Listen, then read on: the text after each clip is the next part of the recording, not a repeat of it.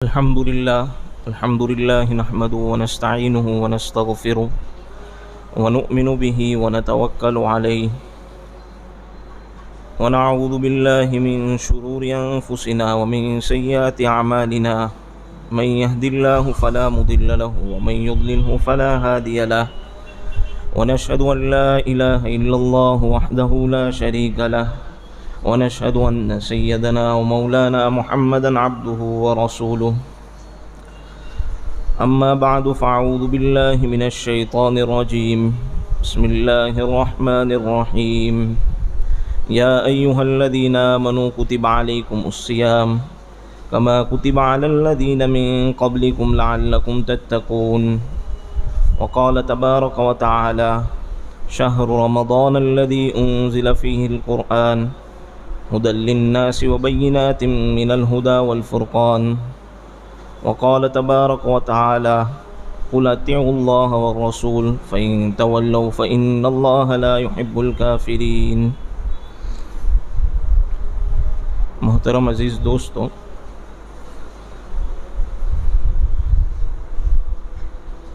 اللہ رب العزت نے قرآن پاک کے اندر رمضان کے مہینے کی فضیلت بیان فرمائی۔ رمضان کا مہینہ وہ مہینہ ہے جس کے اندر اللہ تبارک و تعالیٰ کی کتاب کو نازل کیا گیا،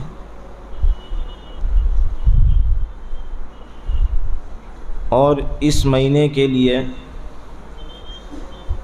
نبی اکرم صلی اللہ علیہ وسلم رجب سے ایک دعا مانگا کرتے تھے، اللہم بارک لنا فی رجب و شعبان و بلغنا الی رمضان، کہ اللہ برکت عطا فرما، رجب میں، شعبان میں اور رمضان میں ہم کو عافیت کے ساتھ پہنچا دے۔ اور حضور اکرم صلی اللہ علیہ وسلم کا اور ایک معمول یہ تھا کہ وہ شعبان کے اندر روزے رکھا کرتے تھے تاکہ رمضان کی تیاری ہو۔ رمضان کے معنی ہوتے ہیں شدت کے،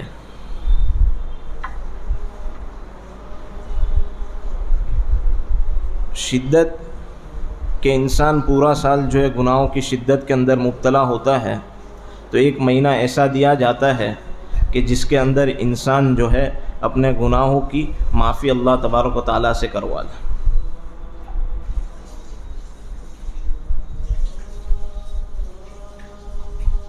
اور اس رمضان کے مہینے کے اندر اللہ تبارک و تعالیٰ نے دوسری عبادت جو فرض کی ہے وہ روزے کی عبادت ہے، کہ اللہ تبارک و تعالیٰ نے قرآن کے اندر فرما دیا یا ایھا الذین آمنوا کتب علیکم الصیام، اے ایمان والو تم پر روزے فرض کیے گئے ہیں۔ صیام کا معنی آتا ہے رک جانا، کسی بھی چیز سے رک جانا۔ اگر کوئی بات کرنے سے رک جاتا ہے تو اس کو بھی صیام کہا جاتا ہے، اور اگر کھانے پینے سے بھی رک جاتا ہے اس کو بھی صیام کہتے ہیں۔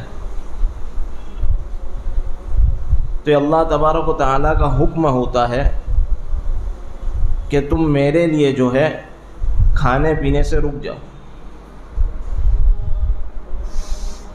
اس کھانے پینے سے رک جانا، صرف روزہ رکھ لینا، صرف کھانے پینے سے رک جانا، یہ روزہ نہیں ہے۔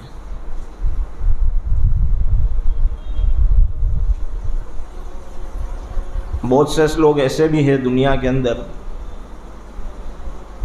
کہ جو کئی سالوں سے روزے رکھ رہے ہیں، 20 سال، 25 سال، 50 سال، کافی وقت سے روزے رکھ رہے ہیں، اور روزے سے اللہ تبارک و تعالیٰ نے فرمایا کہ جو روزہ رکھے گا اس کو تقوی کی نعمت ملے گی، تقوی حاصل ہوگا۔ تقوی کیا ہے؟ کہ اللہ تبارک و تعالیٰ سے ڈرنا۔ اس کی مثال دیتے ہوئے سمجھاتے کہ ایک انسان جو ہے ایک راستے سے گزر رہا ہے، وہ راستہ پورا کانٹے والا راستہ ہے، اب انسان جب گزرے گا تو وہ کس طرح گزرے گا کہ اپنے کو بچاتے بچاتے گزرے گا۔ تو تقویٰ بھی اسی کا نام ہے کہ ہم دنیا کے اندر آئے ہوئے ہیں لیکن ہمیں جو ہے اللہ کی نافرمانیوں سے بچنا ہے. تو روزے کا ثمرہ فائدہ اللہ تبارک و تعالیٰ نے قرآن کے اندر یہ بیان کیا کہ اس سے تقویٰ حاصل ہوتا ہے کہ تم متقی بن جاؤ گے. اب جو انسان اتنے سالوں سے روزہ رکھ رہا ہے وہ کہتے ہیں کہ بھائی ہمیں تو تقویٰ حاصل نہیں ہوتا ہے، کیا وجہ ہے اس کی؟ تو ہمارے بزرگ کتابوں کے اندر لکھتے ہیں کہ ہمارا روزہ ایسا روزہ ہوتا ہے کہ پھٹا ہوا روزہ ہوتا ہے کہ ہم نے روزہ تو رکھ لیا، سحری تو کر لی، اور جب افطاری کا وقت آئے گا افطاری بھی کھا پی کے جو ہے وہ فارغ ہو جائے گا. اس کی مثال دیتے ہوئے سمجھاتے ہیں کہ ایک کمرے کے اندر اے سی لگا ہوا ہے. اب اس کمرے کے اندر جو ہے ٹھنڈک کرنی ہے، کولنگ کرنی ہے آپ کو، تو آپ کو سب سے پہلے جو ہے اے سی کی سوئچ شروع کرنی پڑے گی، اور اس کے بعد جتنی بھی باہر جانے والی ہوا جو کھڑکی ہوگی اس کو بند کرنی پڑے گی، تب جا کر اس روم کے اندر ٹھنڈک ہوگی. اے سی کا سوئچ چالو کر دیا اور کھڑکی کھلی ہوئی ہے اور پھر انسان یہ کہے کہ مجھے ٹھنڈک نہیں ہو رہی ہے تو وہ ممکن ہی نہیں ہے. اسی طرح ہمارے روزے کا، اپنے روزے کا یہ حال ہے کہ ہم روزہ تو رکھ لیتے ہیں، سحری افطاری تو کر لیتے ہیں پیٹ بھر کر، لیکن جو درمیان کے اندر جو ہمارا وقت گزرتا ہے وہ جو اللہ کی نافرمانیوں کے اندر گزرتا ہے کہ بھائی کسی کی غیبت کر لی، کسی کو جھوٹ بول دیا، کسی کو دھوکہ دے دیا، کچھ نہ کچھ نہیں تو کچھ. اب یہ موبائل کے اندر ہم ایسے مشغول ہو جاتے ہیں کہ بھائی 15 گھنٹے کا روزہ ہے تو اس کو ٹائم پاس کرنے کے لیے بھائی تھوڑی چھوٹی سی گیم کھیل لیتے ہیں یا کچھ اخبار نیوز پڑھ لیتے ہیں. لوگ کہتے ہیں مولانا نیوز پڑھنے میں کیا حرج ہے، دنیا سے واقفیت ہی تو حاصل کر رہے. ایک بزرگ کا واقعہ لکھا ہوا ہے کہ وہ رمضان 29 شعبان جب آتی تھی تو وہ اپنے ملنے جلنے والوں سے اور اپنے خادم سے کہتے تھے کہ بھائی آج 29 شعبان ہو گئی ہے، اب جتنے بھی خطوط آئیں گے یہ تھیلی میں آپ کو دیتا ہوں، اس کے اندر ڈال دینا. اور وہ کسی سے ملنا جلنا پسند نہیں کرتے تھے رمضان کے اندر. یہاں تک کہ پورا وقت ایک یوں لکھا ہے کتاب کے اندر کہ 29 شعبان کے دن جب رمضان کا چاند ہو جاتا اور اگر کوئی شخص اپنا مصلی لے کر مسجد میں آتا تھا کہ میں حضرت کے ساتھ اعتکاف کر لوں تو اس کو بھی دروازے کے پاس جگہ ملتی تھی، اتنا مجمع بھر جاتا تھا ان کی خانقاہ میں. اور ایسا وقت گزارتے تھے کہ کوئی ملنے جلنے والا آتا تھا اسے منع کر دیتے تھے. حضرت شیخ زکریا رحمۃ اللہ علیہ کے بارے میں واقعہ لکھا ہوا ہے کہ حضرت شیخ زکریا رحمۃ اللہ علیہ جب رمضان کا مہینہ شروع ہوتا تھا تو قرآن کی تلاوت کے اندر زیادہ سے زیادہ وقت گزارتے تھے. ایک مرتبہ ایک شخص آیا جو حضرت شیخ زکریا رحمۃ اللہ علیہ کا دوست تھا، اور حضرت شیخ لکھتے کہ بچپن کا دوست تھا اور بے تکلفی زیادہ تھی. وہ آ کر بیٹھا ہوا تھا دوپہر کے وقت سے، میں اپنے قرآن کی تلاوت کے اندر مشغول تھا، وہ میرا انتظار کر رہا تھا ملاقات کے لیے.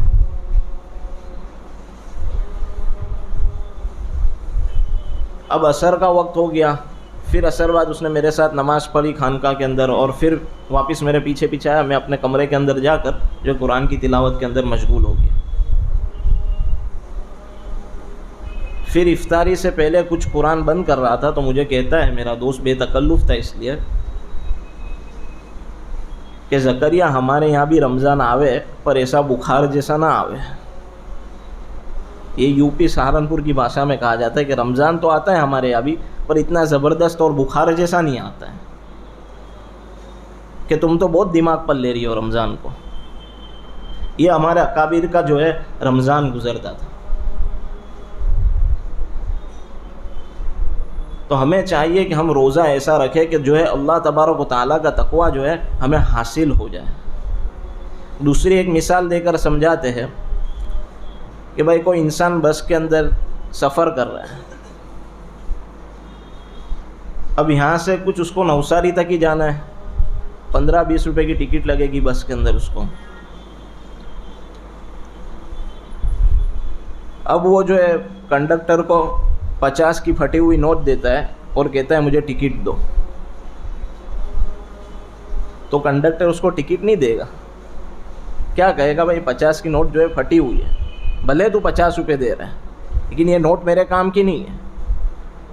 جب یہاں دنیا کا ایک معمولی سا کنڈکٹر جو ہے پھٹی ہوئی نوٹ ایکسیپٹ نہیں کرتا ہے، تو اللہ تبارک و تعالیٰ ہمارے روزے جو ہے غیبت سے، جھوٹ سے، دھوکہ دینے سے، اللہ کی نافرمانیوں کے اندر گزرے ہوئے ہوں گے تو کس طرح قبول کریں گے؟ حضرت شیخ الہند رحمۃ اللہ علیہ کے بارے میں لکھا ہوا ہے کہ وہ اپنا رمضان اس طرح گزارتے تھے، آخری وقت کے اندر، جب آخری وقت تھا زندگی کا، وہ پوری رات جو ہے اللہ تبارک و تعالیٰ کے کلام پاک کے سننے کے اندر لگا دیتے تھے۔ جب گھر والوں کو معلوم ہوا کہ حضرت جو ہے وہ کافی وقت سے نیند ان کی ہوئی نہیں ہے اور ضعف آ گیا ہے طبیعت کے اندر اور کمزوری ہو گئی ہے، تو انہوں نے حضرت کو پیغام بھجوایا کہ حضرت آپ تھوڑی دیر آرام کر لیں تاکہ بقیہ 15 دن جو باقی ہے وہ جو ہے آپ کے عافیت کے ساتھ نکل جائے۔ تو حضرت نے منع کر دیا۔ پھر جو قرآن سنانے والا جو حضرت کا تھا، قاری جو قرآن سناتا تھا، گھر والوں نے ان کے ذریعے پیغام بھجوایا کہ بھائی قاری کو جا کر کے دو کہ آج بھائی قاری صاحب یوں کہہ دے کہ بھائی حضرت میں بہت تھکا ہوا ہوں تو آج قرآن نہیں سنیں گے۔ کہا ٹھیک ہے۔ قاری صاحب جب حضرت کے پاس پہنچے تو حضرت کو کہا کہ حضرت آج تھکن لگی ہوئی ہے اور قرآن سنانے کی جو ہے بساطت نہیں ہے۔ کہا کوئی بات نہیں، 2-3 پارے سنا کے بند کر دیں گے۔ کہا ٹھیک ہے۔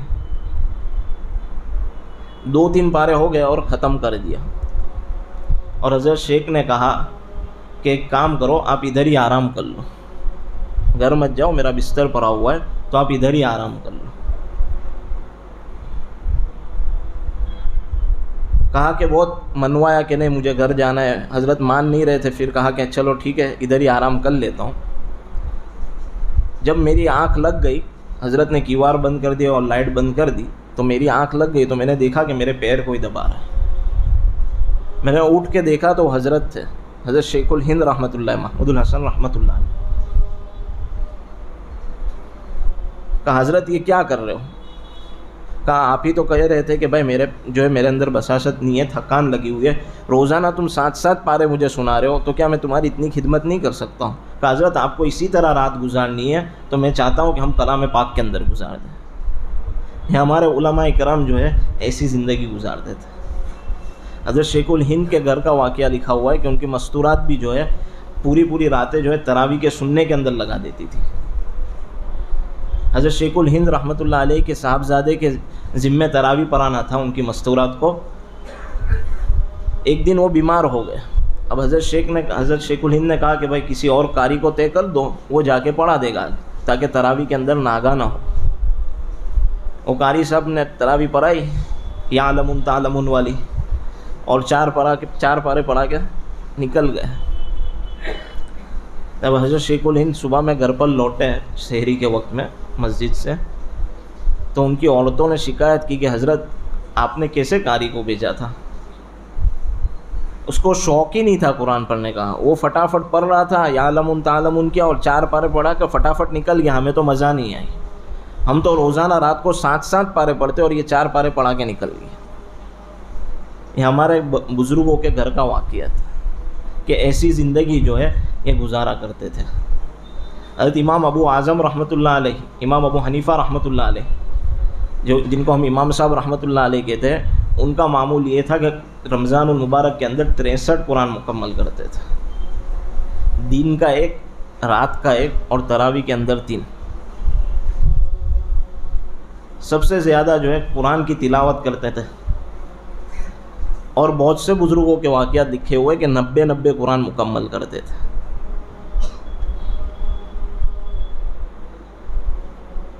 ایک قاضی صاحب کا بھی واقعہ لکھا ہوا ہے کہ ایک قاضی صاحب جو ہے بزرگوں کی ملاقات کے لیے گئے، دور سے آئے ہوئے تھے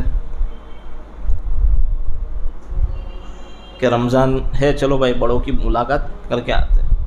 ایک حضرت کے وہاں گئے، دیکھا کہ وہ حضرت جو ہے اپنی عبادتوں کے اندر لگے ہوئے ہیں اور کچھ جواب نہیں دے رہے ہیں کہ بھائی خادم سے کہا ملاقات کے لیے آیا ہوا ہوں، کہا حضرت تو رمضان کے اندر ملاقات نہیں کرتے۔ پھر کہا کہ بھائی چلو دوسرے بزرگ کے پاس چلتے ہیں، دوسرے بزرگ کے پاس گئے، ان کا بھی یہ حال تھا کہ وہ نماز کے اندر تھے۔ کہا کہ حضرت سلام کب پھیرائیں گے؟ کہا وہ معلوم نہیں، اب ملاقات کرنی ہے، اور حضرت رمضان کے اندر ملاقات نہیں کرتے۔ پھر تیسرے بزرگ کے وہاں گئے، تیسرے بزرگ کا بھی یہی عالم تھا۔ پھر اس خادم نے کہا کہ ابھی تھوڑی دیر رکو، وہ چائے پئیں گے تھوڑی دیر، تو تم کہہ دینا جو تم کو بات کہنی ہو۔ تو وہ چائے پینے کا جو وقفہ تھا اس کے اندر گئے اور مصافحہ کیا، حضرت کچھ کہنا تو نہیں چاہتا ہوں، میں نے دیکھا کہ بہت سارے کے لوگوں کے یہاں رمضان آتے ہیں، پر یہ بخار جیسا رمضان کسی کے وہاں نہیں آتا ہے جو تمہارے دماغوں پر چڑھا ہوا ہے۔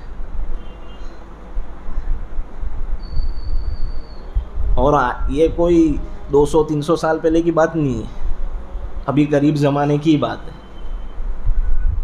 حضرت شیخ زکریا رحمۃ اللہ علیہ، حضرت رائے پوری رحمۃ اللہ علیہ، تمام کی زندگیاں جو ہے ایسی گزرتی تھی اور ان کی گھر کی مستورات کا یہ حال تھا۔ تو ہمیں بھی چاہیے کہ ہم ایسا رمضان گزاریں کہ اللہ تبارک و تعالیٰ اس رمضان سے ہم سے راضی ہو جائے۔ حضرت تھانوی رحمۃ اللہ علیہ فرماتے کہ 4 کام جو ہے کم کرنے ہیں۔ اس رمضان کے اندر ہم ارادہ کریں کہ ہم 4 کام کم کریں گے۔ سب سے پہلا، کھانا کم۔ ہمارا حال یہ ہوتا ہے کہ جو بھوک لگی ہوئی ہوتی ہے ایسا کھاتے کہ گلے تک پورا بھر جاتا ہے۔ دوسرا کام، سونا کم۔ ہمارا الٹا ہے، عام دنوں کے اندر ہم کم سو رہے ہوتے ہیں، رمضان کے اندر نیند زیادہ آنے لگتی ہے۔ تیسرا کام، بولنا کم، بات چیت کم، جیسا ہمارے بزرگوں کے یہاں ہم نے دیکھا کہ لوگوں کے ساتھ بیٹھ کر بک بک کرنا۔ اور چوتھا کام لکھتے، لوگوں سے ملنا جلنا کم۔ یہ 4 کام حضرت تھانوی رحمۃ اللہ علیہ فرماتے ہمیں کرنے ہیں۔ محفلیں لگانی، اختلاط مال انام، یعنی لوگوں کے ساتھ مل جل کر جو ہے محفلیں لگانی، یہ ہمیں 4 کام کرنے ہیں۔ اور ہماری زندگی کے اندر جو ہے تقویٰ لانا ہے۔ سب سے آسان کام یہ ہے کہ ہم سے کچھ نہ ہو سکے تو ہم سو جائیں، نمازوں کو جماعت کے ساتھ پڑھ کر سو جائے۔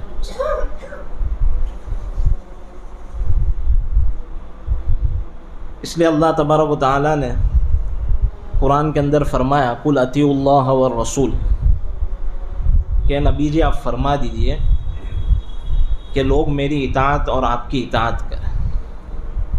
تو ہمیں چاہیے کہ ہم اس رمضان المبارک کے مہینے کے اندر کم سے کم حضور اکرم صلی اللہ علیہ وسلم کی جتنی سنت ہے اس پر ہم عمل کرنا شروع کریں، کیونکہ رمضان المبارک کے اللہ تبارک و تعالیٰ نے حدیث میں بہت فضائل بیان کی کہ جنت کو جو ہے دھونی دی جاتی ہے، جنت کو آراستہ کیا جاتا ہے، فرشتوں کو اعلان کر دیا جاتا ہے، اور جو ایک سیزن کا مہینہ چلتا ہوتا ہے کہ انسان کے ساتھ سیزن کے اندر وہ ہر چیز کو قربان کرنے تیار ہوتا ہے۔ گھر والے کہتے ہیں کہ بھائی گھومنے جانا ہے، بھائی ابھی نہیں جائیں گے، کھانے جانا ہے باہر، ابھی نہیں جائیں گے، بھائی میری سیزن کا وقت ہے۔ کھانا پینا نیند ہر کچھ قربان کرنے تیار ہوتا ہے۔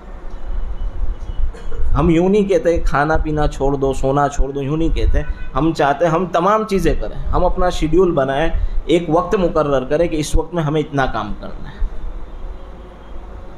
اس لیے کم سے کم کچھ نہ ہو سکے تو ہم حضور اکرم صلی اللہ علیہ وسلم کی جتنی سنت ہے ان کے اوپر ہم عمل کرنا شروع کریں کہ بھائی سونے کی سنت، سونے سے اٹھنے کی سنت، وضو کی سنت، بیت الخلاء میں داخل ہونے کی سنت، نکلنے کی سنت، کھانے پینے کی سنت، پانی پینے کی سنت، تمام چیزوں کا طریقہ حضور اکرم صلی اللہ علیہ وسلم نے بیان فرما دیا ہے۔